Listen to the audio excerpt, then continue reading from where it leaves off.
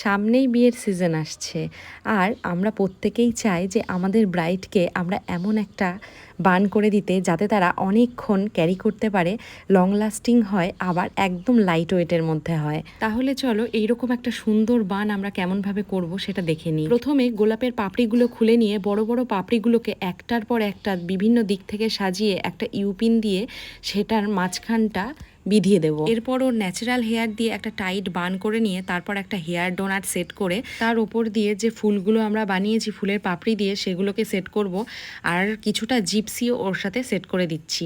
তোমরা চাইলে জিপসিটা নাও দিতে পারো, আমি এখানে জিপসিটা শুধু দুই সাইডেই দিয়েছি আর বাদবাকি কোনো জায়গাতেই দিইনি।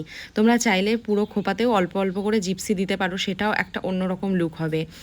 আর এই রকম করে আমি পুরো খোপাতে এটা দিয়ে দেব। আরও একটা লং লাস্টিংয়ের ব্যাপার আছে, তোমরা যদি চাও এটাকে, যদি ভাবো যে খুলে যাবে, তাহলে এর ওপর দিয়ে একটা লাইট একটা নেট তোমরা সেট করে দিতে পারো, একদম মোটা নেট না, একদম লাইট যে নেটগুলো হয় সেইগুলো।